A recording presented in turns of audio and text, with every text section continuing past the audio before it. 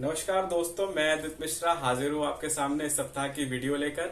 उम्मीद करता हूँ कि आप अच्छे होंगे, स्वस्थ होंगे और सुरक्षित होंगे। सर्वप्रथम आप सभी लोगों को विजयदशमी की ढेर सारी शुभकामनाएं, ढेर सारा प्यार। नौमी शुरू के 9 दिन और दशमी विजयदशमी का जो दिन है दशहरा, इस सभी बात का जिक्र मैं अपने शुरू के वीडियो में कर चुका हूं। हम क्यों मनाते हैं, किस वजह से शुरू हुआ था ये, तो अगर आपने नहीं देखा तो आप मेरी पुरानी वीडियो जाके देख सकते हैं। लेकिन आज मैं बात करना चाहूंगा दशहरा से ही संबंधित मैं बात करना चाहूंगा। रामायण जो लिखी गई और हमने जो रामायण को जाना, या तो बाबा तुलसीदास का पढ़ा या फिर जो है वो वाल्मीकि जी की रामायण देखी। इसके अलावा अन्य भाषा में आपको रामायण देखने को मिल जाएगी, बंगाली भाषा में देखने को मिल जाएगी और लगभग अन्य भाषा में, हर एक भाषा में लोगों ने अपने अनुसार जो है रामायण का चित्रण किया। लेकिन एक रामायण आपके और मेरे, हमारे दौर में एक रामायण लिखी गई। ये रामायण ताम्रपत्र पे नहीं थी, ये रामायण लिखी गई टेलीविजन पर। सबसे ज्यादा देखे जाने वाला धारावाहिक टेलीविजन पर बना था रामायण। इसको 2 लोग थे जिनकी वजह से ये काफी जो है वो प्रसिद्ध रहा, काफी ज्यादा जो है लोगों में ये ट्रेंड करा। वो 2 लोग थे, एक थे रामानंद सागर की रामायण और रविंद्र जैन। ये 2 प्रमुख ऐसे लोग थे जिनकी वजह से रामायण हम सबके परिवार में, आपके और मेरे परिवार में सबसे ज्यादा देखे जाने वाला धारावाहिक बना। अपने अनुसार जो है वो रामायण को हमने पहले सुना था, लेकिन रामानंद सागर की जो ये रामायण थी, रविंद्र जैन ने जो इसमें जो है चित्रण किया, उनकी जो लेखनी थी इसके प्रति, वो बहुत ही जो है वो जबरदस्त थी। दशमी से एक दिन पहले नवमी का जो दिन था, ये एक ऐसा दिन था जिस दिन के लिए पृथ्वी भी जो है इस क्षण के लिए प्रार्थना कर रही थी, पृथ्वी भी इस क्षण की कल्पना कर रही थी कि कब ये दिन आएगा। और कहते हैं कि ये रविंद्र जैन की लेखनी का कमाल था कि कुछ देर के लिए ही सही हम जो है वो सबसे बड़े किरदार, जो रावण था, सबसे बड़े रावण का खलनायक किरदार जो था, वो खलनायक किरदार से हट के जो है हमारी जितनी भी जो है वो संवेदनशीलता थी वो रामायण के साथ हो जाती है। ये उनकी लेखनी का कमाल था रविंद्र जैन की।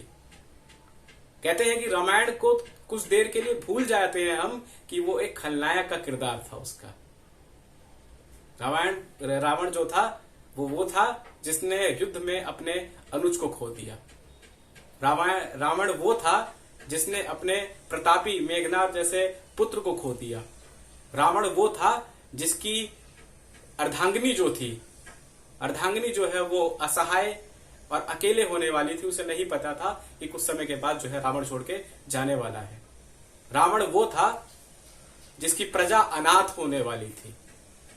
तो रविंद्र जैन की लेखनी ने हमें जो है वो रावण के प्रति संवेदनशील बना दी। हमारी सारी संवेदनाएं हमने जो है वो रावण को दे दिया। और लगभग उस समय, थोड़ी ही देर के लिए सही, लेकिन रविंद्र जैन की इस लेखनी से, उनकी इस कल्पना शक्ति से हम सब थोड़ी देर के लिए इतने जो है वो इमोशनल हो गए कि हम ये सोचने लगे कि इस रात का अंत ना हो, ये जो रात है इस रात का अंत ना हो, कल युद्ध ना हो।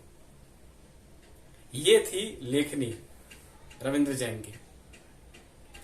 लेकिन इस पूरे प्रकरण में जो एक मंदोदरी थी, मंदोदरी का जो किरदार था, उसका क्या कसूर था उसको, लेकिन तब भी जो है दुख जो है वो भोगना था। सीता का अपहरण रावण ने करा। राम से जो चुनौती थी वो रावण ने ली। जो घमंड था वो रावण को था, लेकिन भोगना किसके किस्मत में था? वो था मंदोदरी के। मंदोदरी ने खूब समझाया। ये सिर्फ सत्य और असत्य की लड़ाई नहीं है, ध्यान से समझिएगा। एक लाइन में हम नहीं कह सकते यही रात अंतिम, यही रात भारी, बस आज रात की है सिर्फ कहानी पारी। रविंद्र जैन की इस गीत की 10 पंक्तियों में पूरा जो रामायण है, पूरी जो उस रात की कल्पना जो है वो उसका चित्रण कर दिया गया है। यही रात अंतिम, यही रात भारी। हम कल्पना नहीं करना चाहते कि वो रात जो है वो सुबह में तब्दील हो, लेकिन ये तो बात तय था कि रावण ने सब कुछ करा, लेकिन मंदोदरी को दुख भोगना था।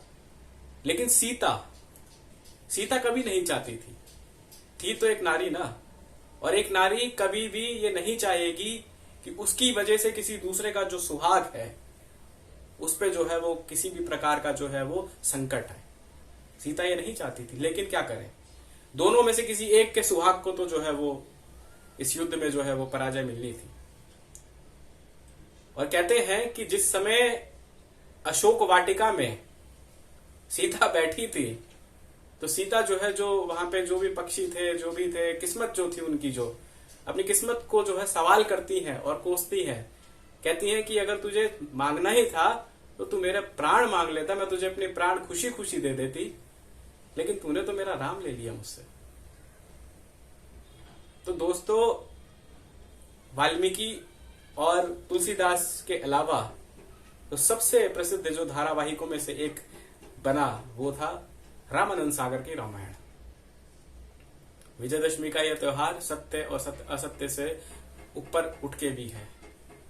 मैं सिर्फ इस बात को आज इसलिए लाना चाहता था क्योंकि मैं सिर्फ रविंद्र जैन, यानी कि दादा, जिनको हम प्यार से दद्दू बुलाते थे, उनकी लेखनी का ये कमाल मैं आप लोगों तक बताना चाहता था कि किस तरीके से थोड़ी ही देर के लिए सही रावण जैसे अहंकारी व्यक्ति के प्रति जो है वो हमारी संवेदनाएं उसके साथ चली जाती है। तो ये सिर्फ उनकी लेखनी का कमाल था, ये उनका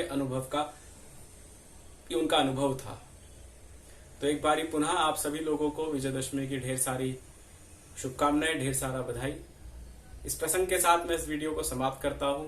अगले सप्ताह किसी नई वीडियो, किसी नई गीत के साथ मैं आपके सामने हाजिर होऊंगा। तब तक के लिए नमस्कार, ध्यान रखिएगा अपना।